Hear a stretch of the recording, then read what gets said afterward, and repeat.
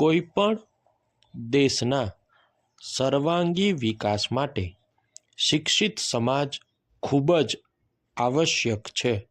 ગુજરાતના તાત્કાલિન મુખ્યમંત્રી તરીકે શ્રી નરેન્દ્રભાઈ મોદીએ શિક્ષણ ક્ષેત્રે કરેલી નક્કર કામગીરીના પગલે ગુજરાતનું શિક્ષણ મોડલ બીજા રાજ્યો માટે ઉદાહરણરૂપ બન્યું છે.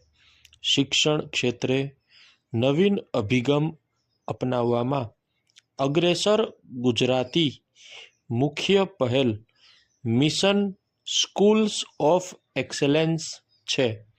તેનો ઉદ્દેશ્ય વિદ્યાર્થીઓને વધુ સારી માળખાકીય સગવડો અને શિક્ષણ પદ્ધતિ દ્વારા ગુણવત્તાયુક્ત શિક્ષણ આપીને ગુજરાતની ભાવિ પેઢીનું ભવિષ્ય ઉજ્જવળ બનાવવાનો છે. શાળાઓને સ્પર્ધાત્મક તેમજ માળખાકીય રીતે શ્રેષ્ઠ બનાવવામાં આવે અને બાળકોને શૈક્ષણિક સગવડો, ભૌતિક સુવિધાઓ, સ્માર્ટ ક્લાસરૂમ્સ, સ્ટેમ લેબ અને સહઅભ્યાસિક પ્રવૃત્તિઓ સહિતનું આકર્ષણ શાળા સંકુલમાં જ મળી રહે તો શૈક્ષણિક ગુણવત્તામાં મહત્તમ સુધારો થઈ શકે છે.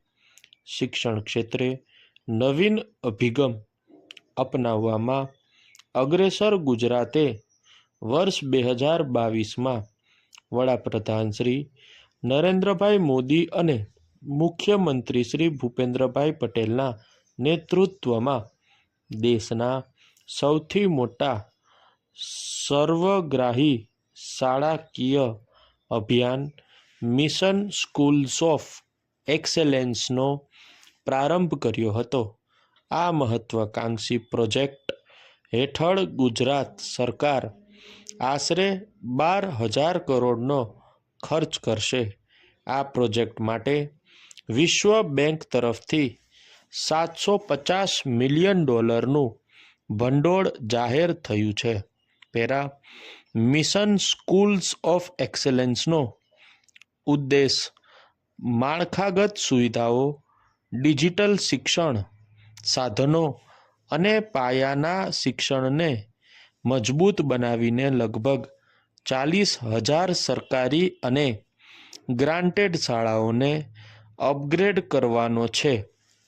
મિશન એક્સેલન્સ હેઠળ 50,000 નવા વર્ગખંડો બનાવવામાં આવશે, જેમાંથી 13,353 નવા વર્ગખંડોનું કાર્ય પૂર્ણ થયું છે.